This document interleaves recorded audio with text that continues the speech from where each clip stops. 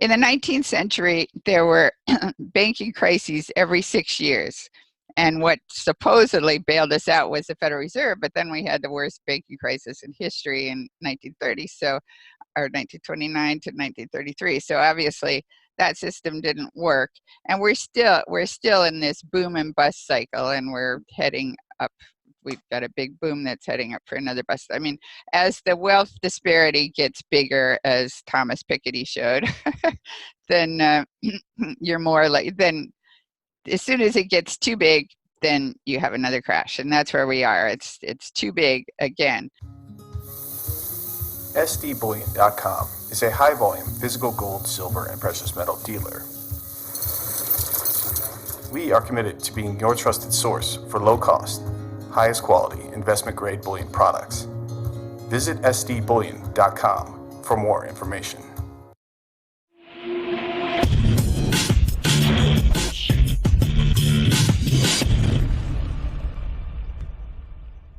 Welcome to Silver Doctors. Today I'm excited to have first-time guest, Miss Ellen Brown. She's a blogger as well as a radio personality. And today she's joining us to share her thoughts on the global economy, the monetary system, you name it. So Ellen Brown, welcome to Silver Doctors. Thanks, Mike. Great to talk to you. Well, I appreciate you sitting down with us. Definitely want to get your thoughts on a variety of subject matter. And before we dive further, for those that may not know Ellen Brown, can you give us a little bit of your background and how you've arrived at this current point in your career? Okay, I'm chairman of the chairman of the Public Banking Institute. I've written 13 books, 3 of them on banking, public banking specifically. So the first was Web of Debt, published in 2007, republished in 2012. Public Bank Solution and Banking on the People. So basically about how banks, not governments, create our money supply, and how we need to get that power back. And one way to get it would be to have local public banks. Another way to get it would be to nationalize the Federal Reserve, or, just have the government print it like they did at one time. Now, I'm curious to find out your thoughts. And so before we dive even further, at this current point, September, a lot of activity has been happening as far as the whole Fed cuts as well as a repo situation. And so I'm curious to find out, what are some things that have you concerned? Because I've read a couple of your blog posts recently. And so what are some things that really has you concerned at this current moment? Well, the several major central bankers have been admitting that they're out of ammunition. And what they should actually be doing is acknowledging that the independent central bank idea is not working, and that they need to actually partner with the federal government, as Japan is doing quite successfully with Abenomics, but instead they've come out with proposals that are even more in the direction of central bankers assuming yet more control and yet more power. So that's very concerning. Negative interest rates is very concerning, and the trade war is very concerning. President Trump seems to think that the way to win this war, the whole idea of a war, for starters, is not a good thing. It seems to me cooperation is better. But anyway, he tends to think that we need to sort of cripple the opposition. But better would be to sort of mimic what they're doing right and actually improve our own situation. So I could go into that. So with those 2 things, plus negative interest rates is definitely a matter of concern. Trump tweeted recently that here the Europeans are going into negative interest rates, which means they can actually make money when they borrow, and we're still having to pay to borrow, and therefore our Fed should do the same thing. But so his argument is that the reason that the ECB is doing this is to devalue their currency, which makes their products cheaper on the global markets. But that's not the reason they're doing it. They're doing it to hold the EU together, because there was this threat that Italy would leave, just like the UK left. And if Italy left, that would destroy the whole EU. And they were leaving because they were so heavily in debt. Their banks were going bankrupt, and they have no alternative but to resort to the ECB. They are not allowed to print their own money. And if they could print their own money, they could solve these problems. Or if they could use their own central bank to, or if they even were allowed to rescue their banks.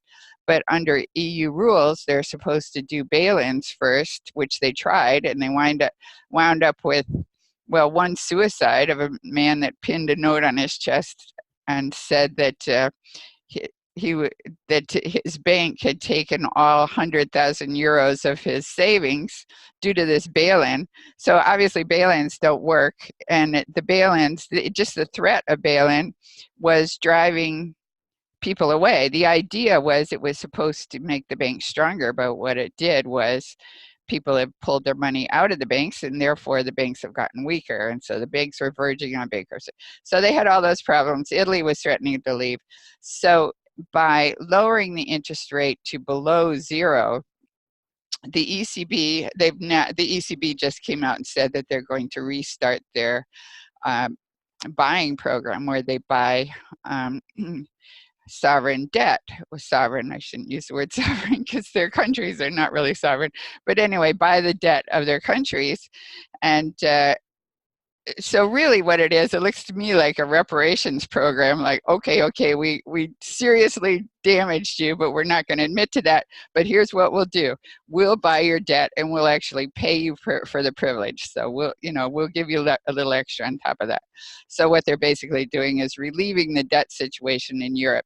But we don't have that problem. Our government's debt is in our own currency. We could easily solve our debt problem just by having the Federal Reserve buy it, which is what they did do during quantitative easing. And we are the global reserve currency. So anyway, it's not because they want to make their products cheaper on the global market, and it would not make our products significantly cheaper. It would just screw up a lot of things. Negative interest rates they're not good for banks. It's not that I'm a big fan of banks, but we actually need banks if we want to have a credit system. And if deposits aren't in the banks, then they can't run this credit system. So anyway, messes up many things. So one thing you mentioned earlier on was the whole bail-in concept, not something I haven't really touched on much lately. And so with the negative rates in some countries in the EU, that's a small form or the beginning of a bail-in, because for the most part, eventually the cost of depositing will be passed on to those that are actually saving in the banks themselves.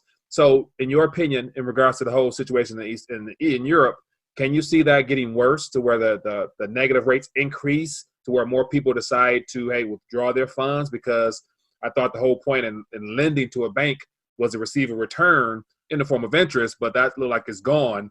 So what are your thoughts on that? Yeah, well, and there are some countries, I think Denmark and Sweden, and anyway, there are some countries that are actually charging depositors for their deposits. And the idea was supposed to be that people would pull their money out and spend it. But if you're already, well, like in the US, for example, 40% of the population doesn't have $400 to come up with in an emergency. If you're in that situation, the fact that you might have to pay, some fee to keep your money in the bank is not going to make you rush out and spend your money. You need that money. You're not going to spend it. You may pull it out and you may put it under the mattress or put it somewhere else. And that is, arguably that's why there's all this push to go digital to make sure that doesn't happen. But it's not working anyway. It is not a stimulus to the economy. And the countries that have tried it have demonstrated that. What it's supposed to do right now, it's the banks that are paying to store their money at the central bank. And so that's supposed to make the banks lend. But again, it's not actually stimulating the banks to lend, because they can't lend if they don't have good customers. I mean, if they don't have good loans that they can make, and the fact that they have to pay something on their reserves is not going to bring in it's not going to make risky loans less risky. So it's not, yeah. So, and none of that is actually working. So it looks to me like the real reason they're doing negative interest rates is to keep Italy from pulling out of the EU, to hold the whole EU together. And it's not something we need to do. Now, you mentioned earlier that the threat on cash, and so if people can't actually deposit their funds into a bank and earn something on it, they are supposed to be incentivized to pull it out to spend it. But more than likely, no one wants to just spend everything. Everyone needs to be able to save something. Now that poses a threat on cash. And so I'd imagine in the EU, they're going to begin passing more laws. I saw something about in Italy recently that they've proposed some type of legislation that either bans cash or restricts cash amounts that can be used for cash transactions. And then, of course, they also throw out that it's for tax evasion and illegal activity and drug and all that stuff they'll paint cash and that light with. What are your thoughts on the negative interest rates impact on cash? Will we see more implementation of cashless type policies possibly? Actually, I don't think bail-ins, I think they know bail-ins don't work, and I don't think they're actually going to pursue that alternative. So that's not really a reason to go cashless. Now, in China, they're coming up with their own digital currency that will replace cash. But the motive, again, is not, it's not to force people to go out and spend. It's because in China, all the most of the cash has migrated to Alipay and WeChat Pay, which are basically China's version of Amazon and Facebook. So people, because it's more convenient, so people are using their phones to, you can just go to McDonald's and stick your phone right up to whatever, and it just, instantly pays. You don't have to deal with carrying coins around, making change. And I read somewhere that, people that do pay in cash, that other people standing in line are all impatient, like you've got to fish around for your cash and stuff. It's just not popular anymore. So they're going to these private, huge, giant organizations, Alipay and WeChat Pay. So the government has come out with their own digital currency, which will replace cash, literally. Like, that's what they plan to do with it, is issue it through their banks. The commercial banks will withdraw or pay for, and withdraw and then distribute it just like cash. And it will act like cash. In other words, you do have to pull it out of the bank to start with, but then you can actually trade it without a bank intervening. Like, you can put two cell phones together and transfer money to your friends or whatever you want to do, just like you could do with the Alipay, WeChat Pay thing. So that's their motive, is to actually get the business back from Alipay and WeChat Pay. People pull money out of the bank to use for Alipay and WeChat Pay, but then they don't necessarily spend it. It's like they just have some sitting there. So the reserves are now in these phones instead of being in the bank where the banks need them. And so that's reduced the potential for liquidity in the Chinese banks, although they definitely manage to come up with liquidity one way or another. They don't keep real clean books for, from our perspective, like we can't really see what's going on, and they always seem to come up with a credit, which is exactly what I think we should be doing as well. We should be extending credit for projects that, like, Congress decides that we need. We should just extend the credit and do the thing. That's what they do in China. They own most of the banks. So if they want to build a high-speed rail, they say, let it be so, like the king of Siam, let it be so. And the people go out and build the thing, and they get paid with credit pulled out of their own publicly owned banks. And the credit is just created on the books like all banks do. All banks just create the money we spend on, or they lend and we spend on their books. And then they pay it back from the fees generated by the thing that was built. And some loans don't pay back. And if they don't pay back, they write them off, or they carry them on the books and they call them non-performing loans. We could do the same thing, or we could move them on. We could have the Federal Reserve buy those non-performing loans. And that would be a serious stimulus to the economy. That's what I would propose to the president, instead of trying to cripple the opposition? What about learning from the opposition and Right. doing what they do? That's a good example of what's happening out in China. So if we were to bring those same type of policies here to the mainland of the United States of America and utilize, I guess, the Fed's ability to create for more productive sense for, infrastructure spending. I think Trump proposed initially when he ran for presidency about trying to, rebuild and just make America great again from an infrastructural standpoint. Now, it looks like, according to the recent activity with these rate cuts and the admission of, and Jerome Powell admitting that the global economy is starting to slow down a little bit, therefore, he's trying to prevent it from trickling into the United States of America, cutting off the economic expansion, as he puts it. So it looks like the repo aspect of just liquidity overnight is becoming something that might be mainstream or mainstay. What are your thoughts on that? And where's those funds going to? Will those funds be productive? The Fed has expanded its repo operations, but it's all to maintain this artificial interest rate. They used to maintain the rate by manipulating the Fed funds rate, which is the rate at which banks borrow from each other. But banks aren't borrowing from each other for their liquidity much anymore. They're way reduced. The Fed funds market is way reduced from what it used to be before 2008. So what they are doing is borrowing on the repo market, which is just a little cheaper. And a repo is basically where it's a repurchase and a sale and repurchase. It's really a pawn shop. So you take some security and you sell it overnight, but the deal is that you can buy it back in the morning. But the reason the lenders do this is because if the entity that borrowed goes bankrupt overnight, then they can say, well, we've got we own the asset. They don't have to go through bankruptcy court. But that actually is what brought down the market in 2008 was a collapse in the shadow banking system, in the repo market. So anyway, what the Fed does now to maintain this window of the rate it wants to maintain, they've got the Fed funds rate is the top rate, but then they're in the repo market themselves, so that puts a floor on how low the repo market will go. So then it's within that range is what their rate is. But it's just all artificial. They really, it's not controlling the money supply. Banks can make all the money they want. If they have good borrowers, they will make the loans, and it doesn't really matter what the repo rate is. They will, or what the Fed funds rate is. They will charge X amount of interest above that, or not. I mean, like we're paying 17% interest on our credit cards, even though banks are only, only paying.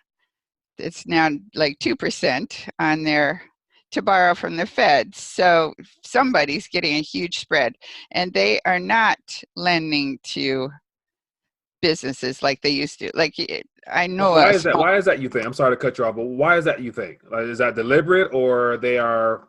What? Because to my knowledge, a part of the whole bail-in or bail-out aspect of a decade ago was the Federal Reserve buying up a lot of toxic, mortgage-backed securities and everything of that nature. But those funds, to my knowledge, are still available for the banks to withdraw from if they want it. Am I correct or not? So sorry, which funds? The excess. There's still like excess reserves of, I think, $1.5 trillion earning 2% interest. I mean, it's just free money for the banks. Yeah, that's still sitting there, and they're obviously not lending it out. Local business lending is what we need. That's what we need to stimulate the economy. And it used to be, well, like I have a friend who has a small business, and he used to have a credit line with his bank at 8%. And now they cut that line, and now he has to borrow on a credit card, which is 17%. So they've doubled his interest rates, and nothing changed in his business. It was just that the regulations changed, and they have to do all this extra reporting and such that they didn't used to have to do. Plus, I think the banks are just realizing what a good deal credit cards are, that they make 4% off the merchant for basically a 1 month loan. They get 4% from the merchant, so they can make 12 of those a year, arguably. So they're getting like 36 to 48% just from the merchant, not counting what they get from the people that don't pay their credit cards every single month. And people aren't aware of that of course the merchants have to pass that cost on to the customers. They're not allowed to give two prices, one for with credit card and one without. So they pass that extra charge on. And so we're all paying for it, but we think, oh good, I'm getting frequent flyer mileage or whatever. So people use their credit cards even when they could just as easily use their debit. I mean, I do it too. But they could just as easily use their debit cards and just pay for it outright. So that's what they're trying to do in China, is like make something really simple that you can just pay for it. It's basically like paying cash, but it's digital. I mean, if the government would come out with a credit card that was, they could do, a credit card at 1%, and everybody would jump on board. I mean, the merchants would definitely jump on board I'm thinking like if the merchants only had to pay 1% and then interest rate was some modest rate. Anyway, the government could do that and make a lot of money if they wanted to do it, because the credit card companies are obviously making a huge profit. Yeah. Now, speaking of frequent flyer miles, a decade ago, because of everything that's transpired, monetary policy has, for the most part, changed the way finances and economics runs in general. And so something new was introduced in the form of cash back. And so the incentive of spending has pretty much taken over to where all the mainstream commercials talk about, what's in your wallet, get 2%, 3%.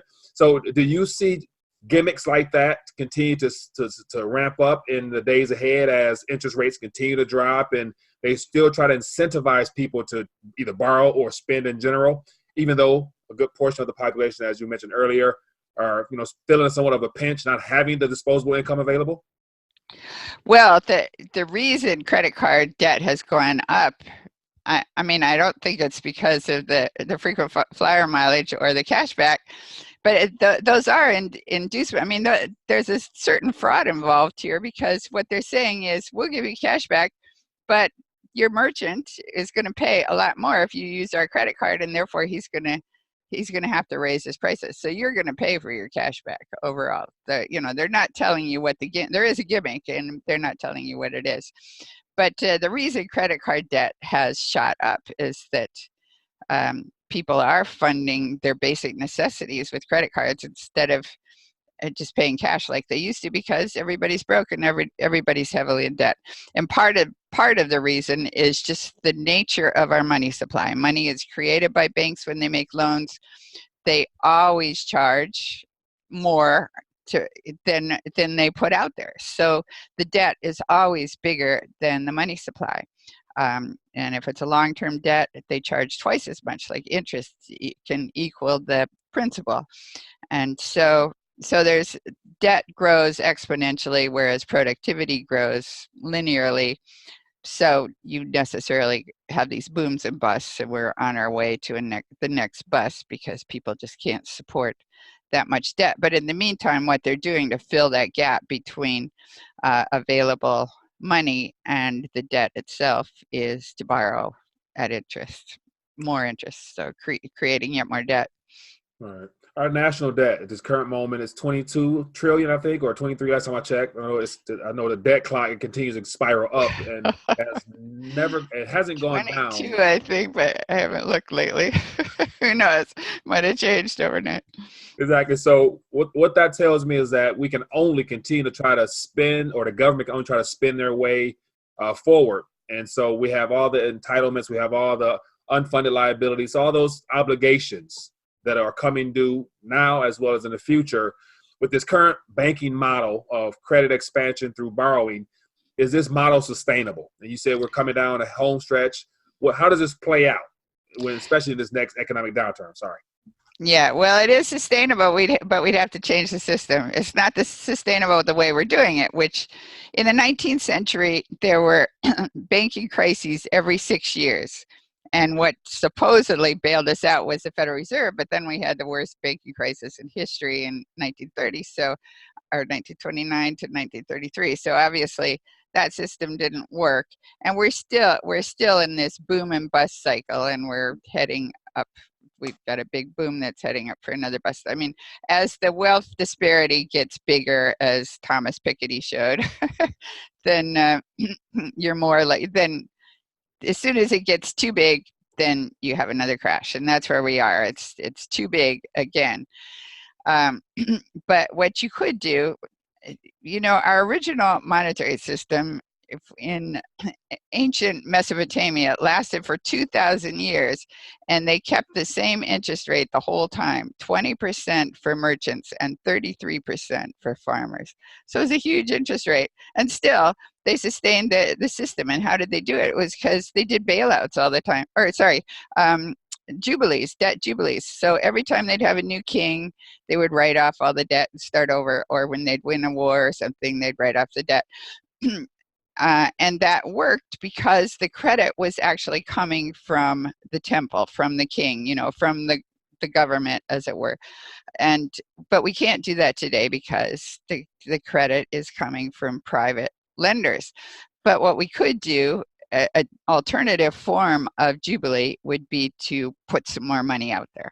In other words, like a universal basic income, a national dividend, something to fill the gap.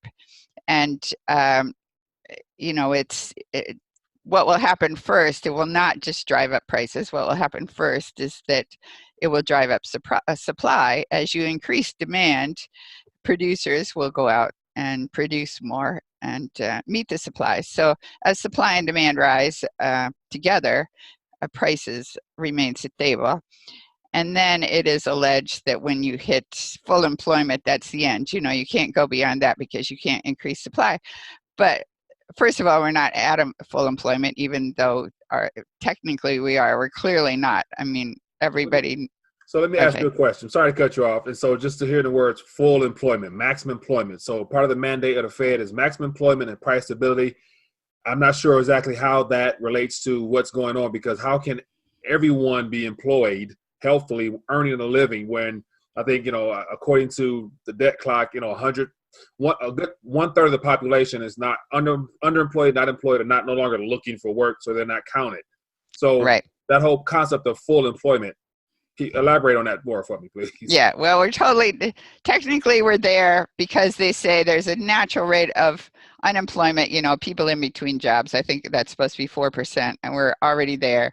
So they say we're at full employment. But like you say, we all know we aren't, because we all know people that are struggling to find a job, or that are underemployed, or working 2 jobs and they still can't make ends meet, that type of thing. So there's lots of room for more employment. Plus, there is AI. I mean, we could put robots to work. If you have demand for products, some enterprising young millennial will figure out how to make robots do it if we run out of workers. And then there's the fact that if you add more money into the system, like in the form of UBI, the first thing people are going to do is pay down their debts. In fact, you could mandate that the first thing they do is to pay down their debts, make it go directly into their bank account, and their bank, of course, knows what their debts are, and it would just go to pay off the debt. So money is created as a loan. It's extinguished when the loan is paid off. So that money would just disappear. So that money is not going to be inflating the money supply or pushing up prices. And it's been estimated that 50% of a UBI would go to pay down debt. And then for those people that only have $400, or most people want more savings. Most people are feeling insecure, like they don't really have enough money for some emergency that might hit, or even if they feel like they have enough money now, that nobody knows in old age, maybe you won't have anyone to take care of you, and anyway, you always have a need for more. That's the nature of our system. So many people will be putting that money into savings. They're not going to rush out and spend it. If you can only come up with $400 in emergency and you get a windfall, you're not going to spend it on another watch or another iPhone or something. You're going to probably save it. So the only way to tell how much money we can inject into the system is to just try it. And when it looks like prices are rising across the board, not just in one particular market, which would just mean that supply has run out in that market, but like some shortage or something, but across the board, then you can tax it back, or you can pull it back in some way, or at least stop the UBI, stop the national dividend. But the Chinese actually increased their money supply by 1,800%, a factor of 18 in 23 years, and still their inflation rate was below 2% as of last December. It's now creeped up because apparently they have this swine flu, and pork is a big big item in their diet. But so they're up to 2.3% or something. But even that's not bad. But they kept it like around 2% for all that time, although they increased the money supply by 1,800%. How did they do that? It's because they increased their GDP at the same time. And also the Chinese are very big savers. So they were not rushing out and buying consumer products. They were saving it. Right now, with the only concern I would have with the idea of just injecting more currency into circulation is that China's situation, it could be more so considered unique because the Chinese yuan is not necessarily as liquid as Federal Reserve notes because it's not the global reserve currency. But yet, with monetary policy activity here, my concern would be the world would look and notice that we are just, or not we, but they are just printing in an attempt to solve problems. Therefore, the whole de-dollarization concept of let's hold less reserves in these debt instruments to where we run into something where there's a much greater supply than a global demand, and then inflation turns into hyperinflation, because history's shown that when you print too much and no one really has confidence in it anymore, bad things happen. So is that something that this excess of printing could possibly lead to if the government goes around, which I'm sure they will anyway, but hyperinflation is one thing I'm concerned about. It can't happen here. I mean, it can't happen that nobody wants our bonds and therefore the price of the bonds goes up, because our Federal Reserve can and has stepped in and just buy them and just hold them on their books.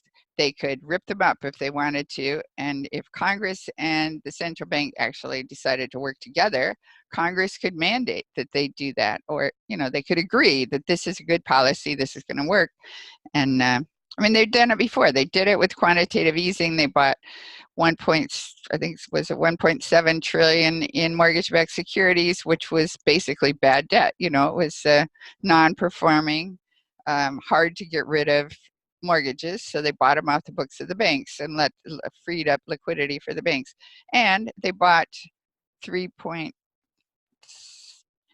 bought over $3 trillion worth of federal debt. So, and it did not cause any kind of inflation.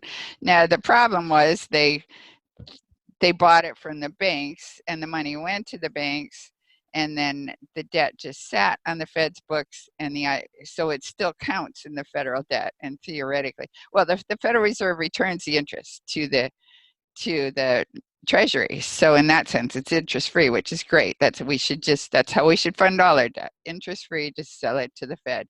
But the federal government is not allowed to sell it to the Fed. There's a rule that says they have to sell it on the open market, which means they have to sell it to banks, which, to those, 22 banks that are allowed to sell the Fed securities, and then they get a cut, and then they sell it on the open market.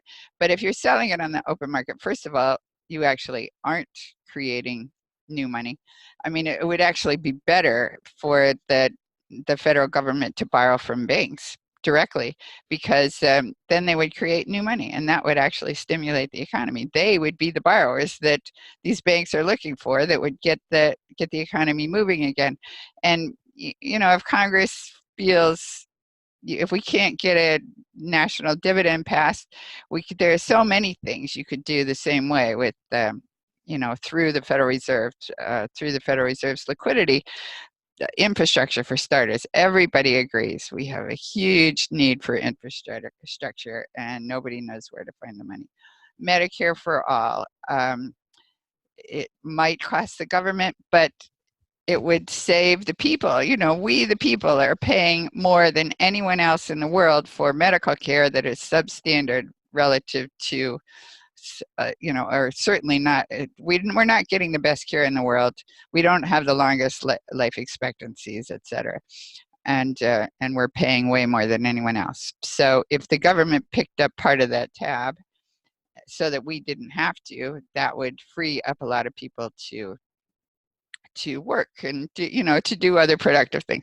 Anyway, there are many ways that we could restructure this system if we acknowledge that we have a source of liquidity that is not going to create hyperinflation if we turn that tap on. Right now, we have deflation, and that's what everybody's worried about. That's what the Fed is worried about, that we're going into this syndrome where productivity goes down, down, down, so people don't have the wages to buy the products, so there's no demand for the products, so then businesses go out of business. That's like in the Great Depression, where you had fruit rotting in the fields and people starving at the same time because there was no money to pay for the workers or the truckers to get it to market. Yeah. Now, as we draw towards the end, I'm curious to get your thoughts on precious metals in this environment. So gold and silver, historically have been money. Since then, central banking policy has become the mainstay, issuing debt instruments that we call money today. And so with all the possible stimulus measures that will be injected, whether it be repo or just outright monetization of debt directly by the Fed, eventually there's going to come a point where the purchasing power in those notes and digits that we call our money will become problematic. And therefore, gold and silver are somewhat stores of value over time. Now, in your opinion, what's the role in gold and silver in an environment where it looks like central bank policy will be the first and last of how the system operates? Gold is definitely a great place to save in order, against such an eventuality. The problem is, gold should be way higher than it is, but the problem is that we know that, or we suspect, the plunge protection team is always in there as soon as it tries to rise just a little bit. Like, look at Bitcoin. They don't care if Bitcoin rises thousands of dollars in a day, but if gold goes up like $15, then all of a sudden the ceiling hits and it seems to get pushed back down again. So, it is unfortunately a heavily manipulated currency, but if you call it a currency, but for that reason, that whoever the powers that be know that it's a big threat, and that's why they don't want to see gold rise. Of course, the Chinese are storing it, and it may at one time, it may eventually come to be a reserve currency, not for just for trades between countries. Like if you have an excess relative to some other country, then you can clear that balance with gold. Not that people would actually be spending gold as a currency, but it would be a reserve that trades back and forth. That's the way it was before the up to Bretton Woods and et cetera. So that could happen again. It could happen in the Asian countries. They could set up such a system. Anyway, it certainly is good to have some around. On the other hand, it's hard to say, if you don't have some, then it's hard to say to jump in right now because, it's hard to say what's going to happen to it because it's so manipulated. Right. Well, Ellen Brown, it's been great having you join us today. For those that may not be familiar with your work, can you point them to where they can find out where to be a blessing to your channel and your work? My website is ellenbrown.com, and the Public Banking Institute is publicbankinginstitute.org. I've written over 300 articles, maybe 400 now. I need to count them, that are all on my blog. So. All right. Sounds good. Well, once again, thanks for joining us here, and I look forward to continue to follow your work and definitely reach back out to you down the line as things begin to continue to unwind the way they are and get your thoughts at that point. But other than that, thanks for joining us and enjoy your day. Okay. Thanks, Mike.